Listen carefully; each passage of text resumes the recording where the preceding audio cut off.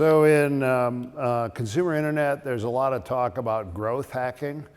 And I'm kind of the mind of Larry Page that growth hacking, kind of artificial virality, is actually can be harmful. It's a little like those books, How to Pick Up Girls. As a father of daughters, I'm not a fan of those books.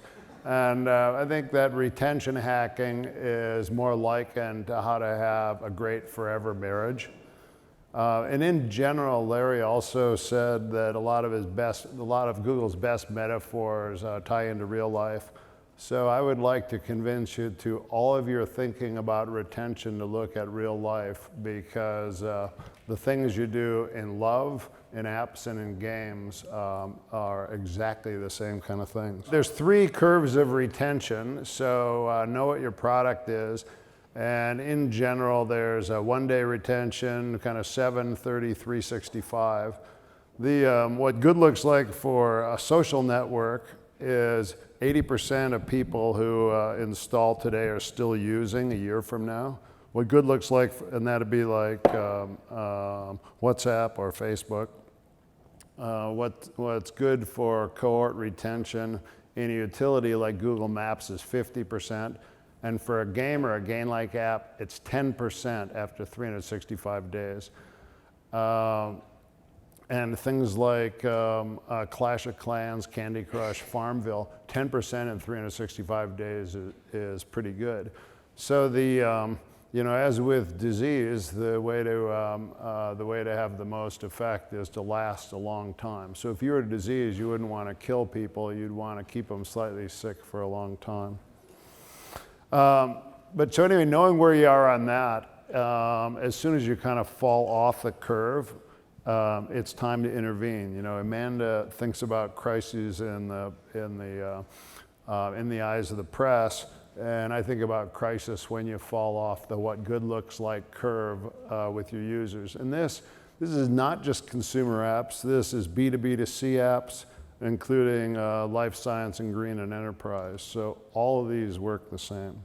So 5 ideas for retention hacking. So the first one is active social network is a doubler.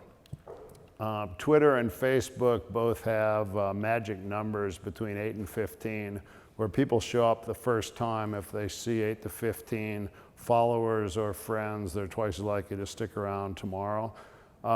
Marriage is another kind of social obligation. In Clash of Clans, people who engage in a clan would last twice as often. So understand your ASN. So in general, all of you are doing things, like ClearStory Data is trying to figure out how do you get people talking to each other. BetterWorks trying to figure out how to get people in enterprise talking to each other. The next thing is find your magic assets or create them. So I first discovered this with the first paid MMO, massive multiplayer online game called Ultima Online. When people bought a blueprint and built their castle or house, they lasted 3 times as long as people who didn't. So some other magic assets in LinkedIn, it can be endorsements. In eBay, it can be your reputation score. In World of Warcraft, it can be a rare set of armor.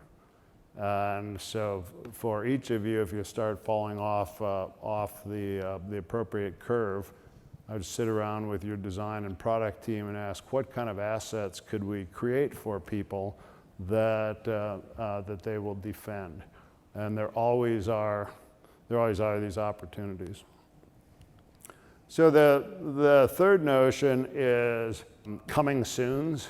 I first learned this when I talked to Albrecht, who ran HBO, and they did this mini-series called Rome, if any of you remember it. And it famously cost, I think it was $200 million. And it came out and it wasn't doing that well. It got some critical acclaim.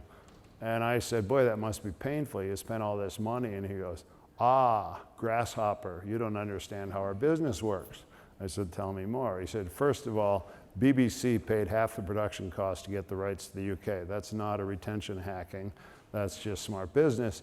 He said, but the next thing is, as soon as we announced this new miniseries is coming, no subscribers churned between the time we announced and when the first episode started.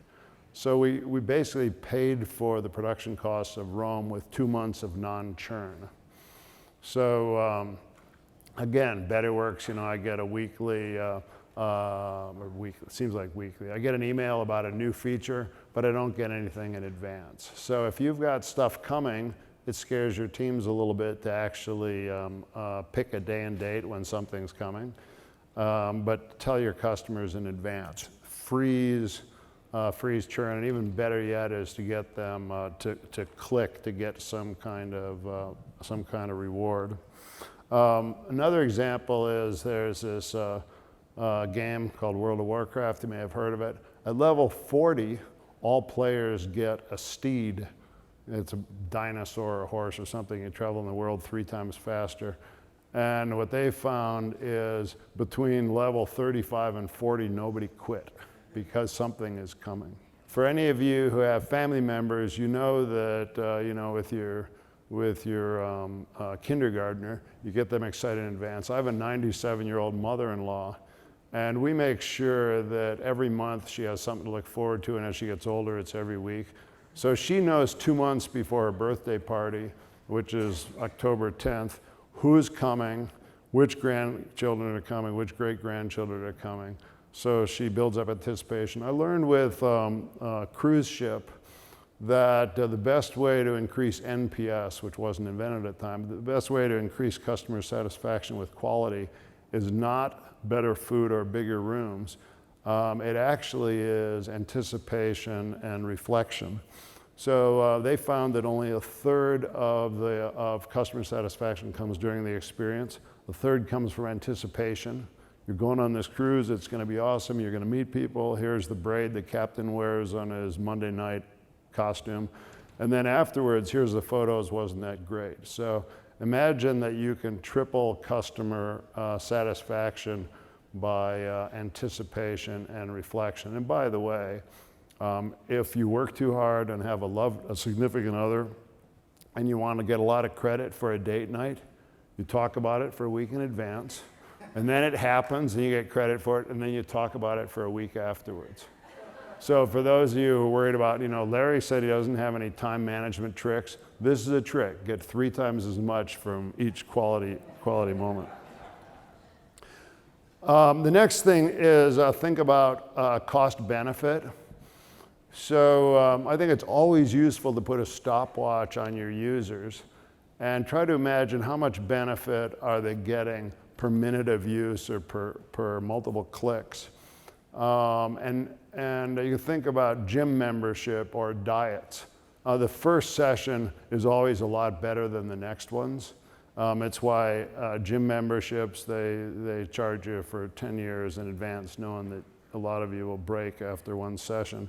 But novelty for many of us is at least about half the value for early experience. When the novelty wears off, you either have, if the novelty's half, you got to cut the cost in half to get the same benefit, or you got to add benefits somewhere else. In John Madden Football, we actually put a stopwatch on, and we found that each year's iteration we did to the game, it took longer and longer before the player actually got into the game. And we looked at one competitor that's got good reviews and realized you could get into the game and do the kickoff in about 1/3 the time that we did. In Farmville, as that game got more complicated, it took more clicks per session, still maybe the same amount of fun. So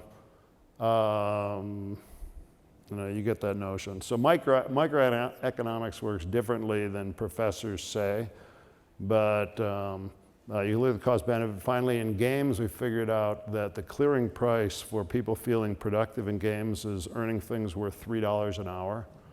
So it seems silly, but in the West, if you can give people something that they think they could sell for $3 an hour, that'll keep them going. And the final idea is to give people a sense of a long-term future.